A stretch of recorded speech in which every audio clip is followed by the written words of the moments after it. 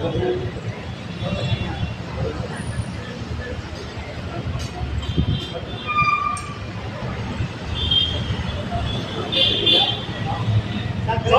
ಶಿಲ್ಪಿ doctor B R Ambedkar ಅವರಿಗೆ, ಸಂವಿಧಾನ ಶಿಲ್ಪಿ ಡಾಕ್ಟರ್ ಬಿ ಆರ್ ಅಂಬೇಡ್ಕರ್ ಅವರಿಗೆ ಜೈ ಭೀಮ್, ಜೈ ಭೀಮ್, ಜೈ ಭೀಮ್, ಜೈ ಭೀಮ್, ಜೈ ಭೀಮ್, ಜೈ ಭೀಮ್. ಎಲ್ರಿಗೂ ನಮಸ್ಕಾರ. ಜೈ ಭೀಮ್. ಮೊಟ್ಟ ಮೊದಲನೇದಾಗಿ ಬಂಧುಗಳೇ, 77ನೇ ಗಣರಾಜ್ಯೋತ್ಸವದ ಶುಭಾಶಯಗಳನ್ನು ಅರ್ಪಿಸುತ್ತಾ, ಇವತ್ತು 77ನೇ ಗಣರಾಜ್ಯೋತ್ಸವ ಅಂದರೆ ರಿಪಬ್ಲಿಕನ್ ಡೇ. ನಮ್ಮ ದೇಶದಲ್ಲಿ ಇನ್ನೂ ಕೆಲವರಿಗೆ ಗಣರಾಜ್ಯೋತ್ಸವ ಅಂದರೆ, ರಿಪಬ್ಲಿಕ್ ಡೇ ಅಂದರೆ ಏನಂತೂ ಗೊತ್ತಿಲ್ಲ. ಅದನ್ನು ಕೆಲವರು ಮಹನೀಯರು, ತಿಳಿದಿರ್ತಕ್ಕಂಥವರು, ವಿಚಾರವಾದಿಗಳು, ಬುದ್ಧಿಜೀವಿಗಳು ಇದೆಲ್ಲ ತಿಳಿಸ್ಕೊಡ್ಬೇಕಾಗುತ್ತೆ. ಮುಖ್ಯವಾಗಿ ಇವತ್ತಿನ ದಿನ ಏನು ಶಾಲಾ ಕಾಲೇಜುಗಳಲ್ಲಿ ಗ್ರೌಂಡ್ಗೆ ಕರ್ಕೊಂಡೋಗಿ ಸಾಂಸ್ಕೃತಿಕ ಕಾರ್ಯಕ್ರಮ ಕೊಡ್ತೀರಾ, ಅದರ ಜೊತೆಗೆ ಶಾಲಾ ಕಾಲೇಜಿನ ಮಾಸ್ಟರ್ಗಳಾಗಿರ್ಬೋದು, ಪ್ರಿನ್ಸಿಪಾಲ್ಗಳಾಗಿರ್ಬೋದು, ಮಕ್ಕಳಿಗೆ ಬಹುಮುಖ್ಯವಾಗಿ ಗಣರಾಜ್ಯೋತ್ಸವ ಅಂದರೆ ಏನು ಅಂತಕ್ಕಂಥದ್ದನ್ನು ಅರಿವು ಮೂಡಿಸಬೇಕು. ಯಾವ ರೀತಿ ಅರಿವು ಮೂಡಿಸಬೇಕು?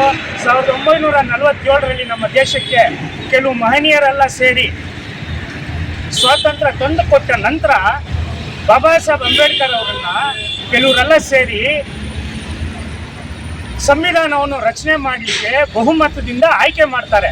ಆಯ್ಕೆ ಮಾಡಿದಂಥ ಸಂದರ್ಭದಲ್ಲಿ ಬಾಬಾ ಸಾಹೇಬ್ ಅಂಬೇಡ್ಕರ್ ಅವರು 2 ವರ್ಷ 11 ತಿಂಗಳು 18 ದಿನ ಸರಿ ಸುಮಾರು ಇಷ್ಟು ದಿನಗಳನ್ನು ತಗೊಂಡು ಇತರೆ ದೇಶಗಳಿಗಿಂತ ನಮ್ಮ ದೇಶದ ಸಂವಿಧಾನ ಮಾದರಿ ಆಗಿರಬೇಕು, ಸಮಾಜದ ಕಟ್ಟೆಕಡೆಯ ವ್ಯಕ್ತಿಗೂ ಸಮಬಾಳು ಸಮಪಾಲು ಅಂತಕ್ಕಂಥದ್ದು ಇರಬೇಕು, ಅಸ್ಪೃಶ್ಯತೆ ಅಂತಕ್ಕಂಥದ್ದು ಈ ದೇಶದಿಂದ ಹೋಗಬೇಕು, ಜಾತಿ ವ್ಯವಸ್ಥೆ ಈ ದೇಶದಿಂದ ತೊಲಗಬೇಕು, ಪ್ರತಿಯೊಬ್ಬರಿಗೂ ಸಮಾನ ಹಕ್ಕು ಸಿಗಬೇಕು ಅನ್ನೋ ಒಂದು ನಿಟ್ಟಿನಲ್ಲಿ ಇತರೆ ದೇಶಗಳಿಗಿಂತ ಮಾದರಿಯಾಗಿ 2 ವರ್ಷ 11 ತಿಂಗಳು 18 ದಿನ ಬಾಬಾ ಸಾಹೇಬ್ ಅಂಬೇಡ್ಕರ್ ಅವರು ಕೂತ್ಕೊಂಡು ಸಂವಿಧಾನವನ್ನು ಬರೆದು, ಆಗ 1949 ನವೆಂಬರ್ 26ರಂದು ಅಂದಿನ ಸರ್ಕಾರ ಏನಿರುತ್ತೆ, ಜವಾಹರ್ಲಾಲ್ ನೆಹರು ಅವರ ಸರ್ಕಾರ, ಅವತ್ತು ನವೆಂಬರ್ 26, 1949ರಂದು ಸಮರ್ಪಣೆ ಮಾಡ್ತಾರೆ.